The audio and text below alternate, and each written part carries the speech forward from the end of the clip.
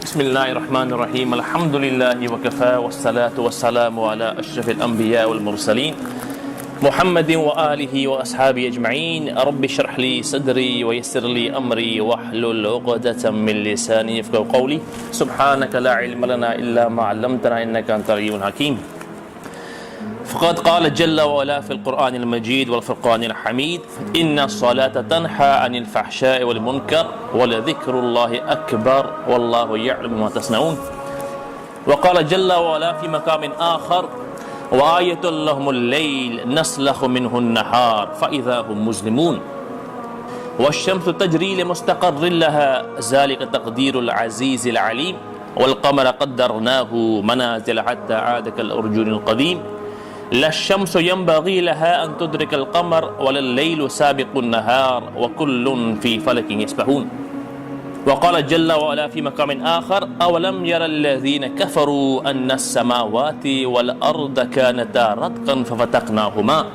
وجعلنا من الماء كل شيء حي أفلا يؤمنون وقال النبي صلى الله عليه وسلم أول ما يحاسب به العبد يوم القيامة الصلاة وقال النبي صلى الله عليه وسلم مفتاح الجنة الصلاة ومفتاح الصلاة الوضوء أو كما قال النبي صلى الله عليه وسلم.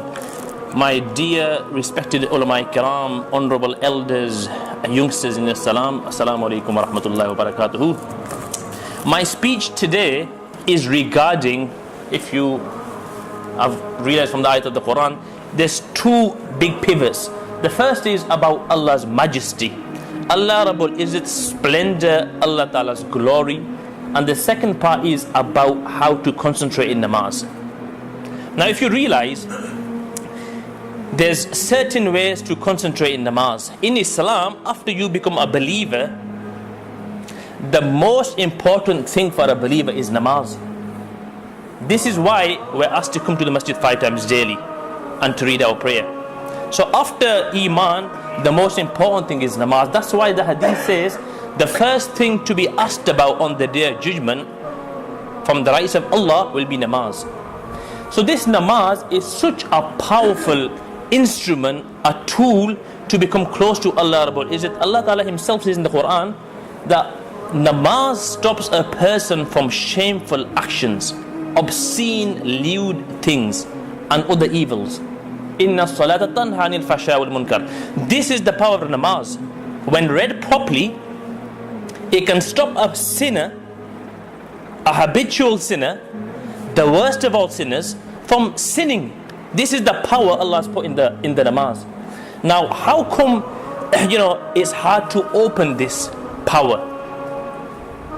Myself first, and I'm sure many of you agree, it's very hard to stay away from sins. But yet Allah Ta'ala is saying that namaz can stop a person from sinning and the worst of sins, shameful actions and other evil sins.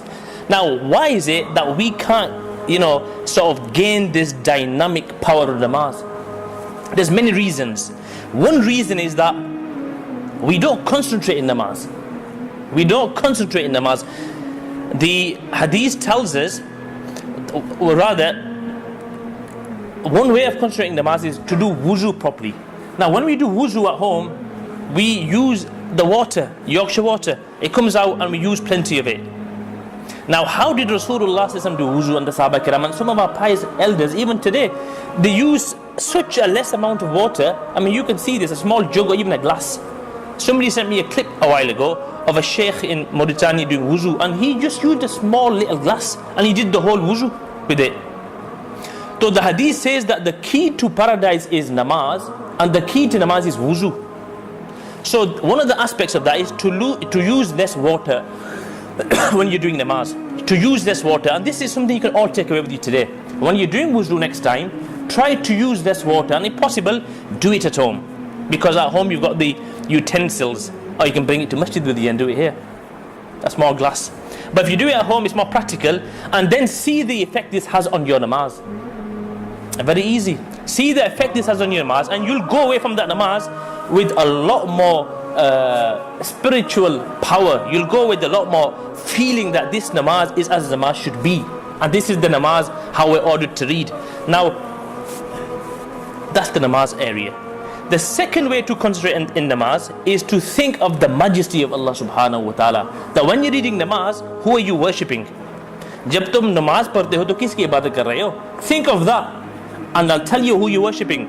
You're worshipping the Lord of the Arsh and the Kursi, the maintainer, the sustainer, the creator of the universe. And the Quran says, Alhamdulillah Rabbil Alameen. All praise be to Allah, the Lord of the universes. So not just one universe, as if that isn't enough, universes. Now, because we can't see Allah in this world, but we can see the creation of Allah subhanahu wa ta'ala in this world. That's why, to understand the majesty of Allah, you look at the creation of Allah. I mean, it's in many fields. To see the standard of in any field, look at boxing, for instance. A good trainer, what do you see? You see his stable of boxers. How good are they?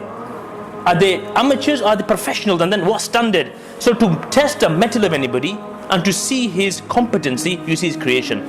Similarly, to see the jalal of Allah Rabbul Izzat, an easy thing is to look at Allah Ta'ala's creation. Now there's nothing bigger that you can, envisage apart from the Arsh and the Kursi is Allah Ta'ala's universe. This universe Allah has created. The universe.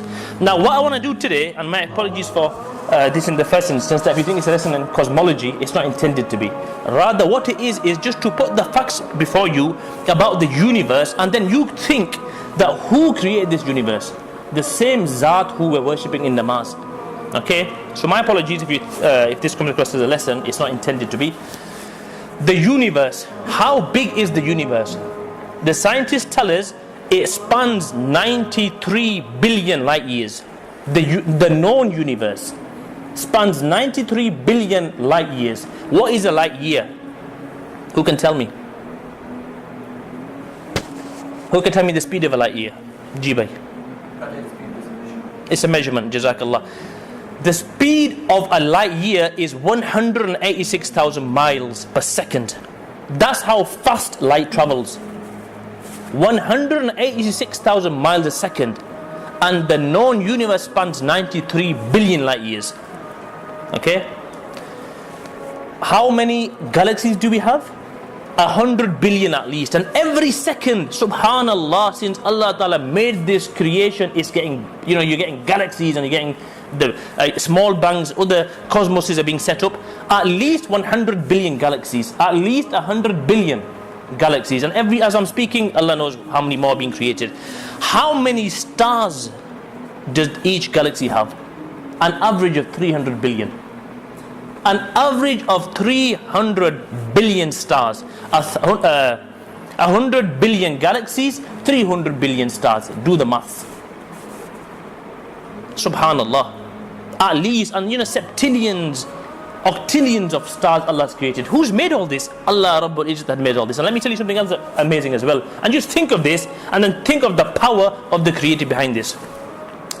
This planet, as we're sitting here in the Masjid, on this planet, is revolving at 1670 kilometers a second. 1670 kilometers is moving on its axis. As it's moving on its axis, it's also traveling around the sun at 108,000 kilometers a second, an hour. 108 km per hour. This planet is hurtling around the sun at the same degree in this elliptical orbit. Not an iota forward, closer, and not an iota away.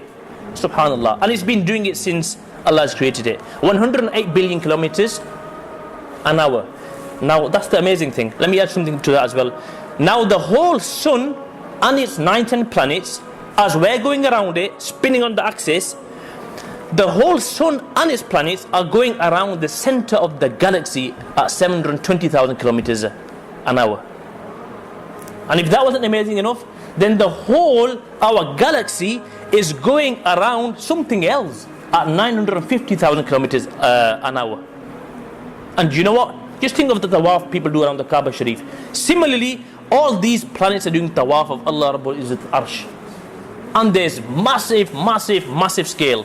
If you look at this, how many planets can you put inside the sun? If we were to put this planet Earth inside the sun, who can tell me how many planet Earth can you put inside the sun? 1.3 million. You can put 1.3 million planet Earth inside the sun. 1.3 million. When you look at if you look at the planet Earth next to the sun, it's very, very minute. Allah Rabbul Izzat has got them planets that the sun, compared to these planets, you can't even see. It's not even a pixel on the computer screen. Allah Ta'ala has got that many planets, and they're so massive that, you know what, you can't even see it. Subhanallah. And Allah is maintaining this, and Allah is looking after this. Do you hear any noise when you're walking down the street apart from the normal noise? Can you hear any noise of any fuel or retro rockets that's driving this earth around the sun? No. Is there any pollution apart from what we create? Nothing. What fuel is maintaining this earth and these planets around their elliptical orbits? There's no fuel. So who is doing this but Allah Rabbul Izzat, the Zat, the creator that you and I worship in namaz? Subhanallah. Moving on, if somebody was to traverse this, our Milky Way galaxy, which contains 200 billion stars, you know how long it'll take them from one end to the other end? 100,000 light years. Again, traveling at 186,000 miles per second. For 100,000 years, they'll be going from one end to the other, and then they'll reach the end of this 200 billion stars that we have in our Milky Way system. Just look at it's just fantastic. And this is our creator who is fantastic. Subhanallah.